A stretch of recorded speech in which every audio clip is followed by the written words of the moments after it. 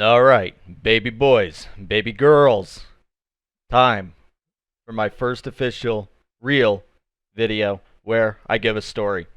We're going to talk today about one of my personal favorites. So some of you know I was in the military, um, and in one of my deployments where I was overseas, I was I was basically my job was to watch overseas workers work on the base. Most of them didn't, speak any English or very little English, and it was kind of difficult. There was a bit of a culture barrier. Those fuckers made some sweet ass food though, that we weren't allowed to take, but yeah, I'm admitting I kind of took some anyway. Um, Hopefully I don't, getting my pee smacked for that. But I wanted to tell a story about the time I ate shit in a porta shitter, and I didn't eat an actual turd. I fell. So we're going back into the time machine here. I was sitting there. I had had but about a week worth of MREs in my body. It was basically they were just so easy to eat. I would have them for lunch every day, and it occurred to me as I was sitting there. It's about 120 degrees outside, hot as a fucking son of a bitch. I realized, hey, wait a minute, my back hurts. That's when I noticed your boy had to take a fat shit. So I call up the person who's in charge of the area, and I'm like, hey, over the radio, I'm just like, I need relief so I can go to the bathroom. So the porta shitter is really just about 10 feet away from me. I just needed somebody to sit there and fucking watch my Bangladeshis for me. Bangladeshis, wonderful people, wonderful group of people. But they have to be watched because of the area we were in. And so she comes around. She's just she's a rank higher than me. A wonderful lady. We don't know each other very well. I don't think I ever had a conversation with her before the happenings of this event.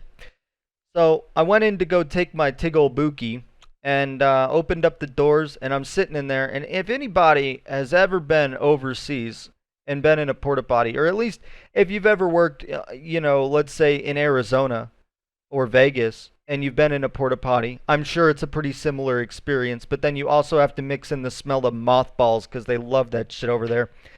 So I'm sitting there sweating, sweat dripping off of my chin right onto the floor. I'm like bent over. I got my arms on my knees. I'm supported. I'm fucking. It's my eyes are burning from the salt. It's so bad. I got my top off. Okay, so I'm just sitting there with my pants around my legs, and essentially I'm completely shirtless, right? So I'm fighting this thing, man. I'm fighting this thing. It basically it felt like I was trying to shit out a Lincoln log set. There was no lubricant. Um, I was just hoping for like God to spawn a fart to try and get some gunpowder behind this bad boy so I could get it out. At this point now, I've been in there for about 10 minutes, and I'm thinking about how, the person that's in charge of the area is just sitting about 10 feet out the door of this porta shitter. Uh, and so I give it one Hail Mary. I squeeze as hard as humanly possible. I mean, I was using abs, dog. I'm can't see anything. It's hot as fuck. I'm spitting sweat out of my mouth.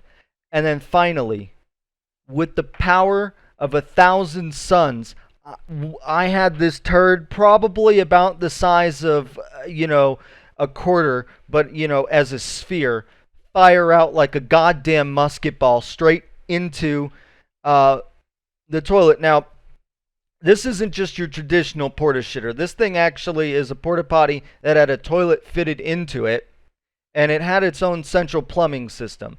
But the tank existed still in the porta john, meaning that all of that hot sun was baking on this tank. So that water down there is sitting at like 130 degrees. So when this fucking absolute chad of a cannonball hits that water in the bottom of the toilet, keep in mind it's like a regular toilet. It caused a Poseidon's kiss, and if anybody has ever experienced one of these, it's already fucking weird when it's cold, right? but I had probably at this point the most prolapsed anus, and it only took a second. It only took a second for that hot ass water to splash back up right onto the chocolate starfish. I'm not kidding you. That shit turned me inside out. That water, that hot ass water, just touching, gently caressing the inside of your booty hole. Jesus Christ.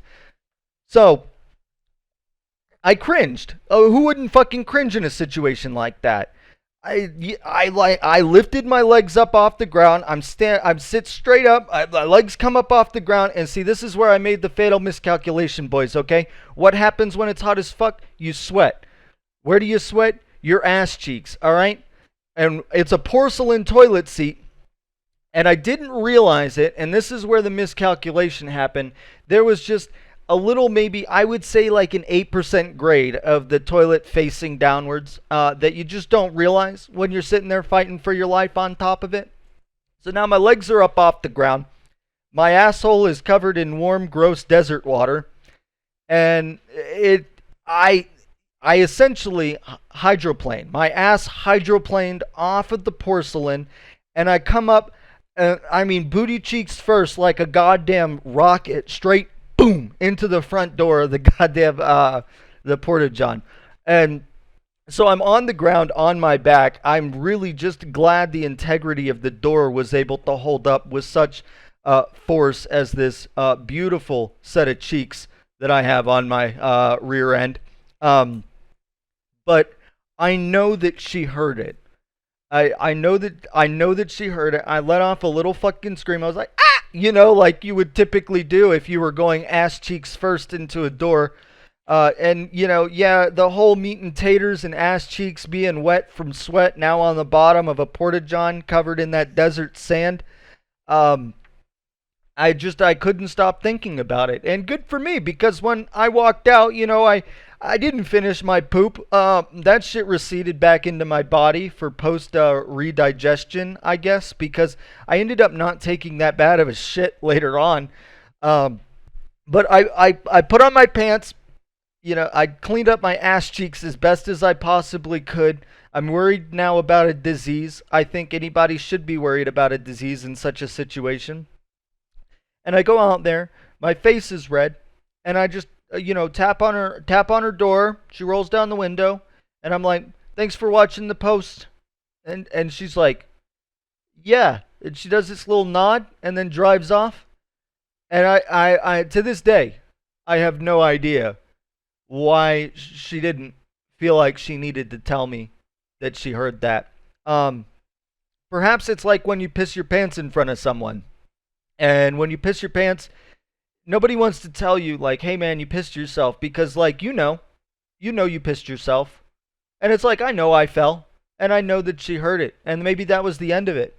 I never talked to her to this day about it. And I really, if I ever see her again, I want to be like, hey, remember that time I shitted and then fell? And maybe she might know.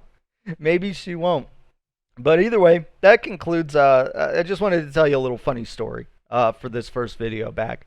This is something that I enjoyed doing on stream. It's something that I enjoy doing here.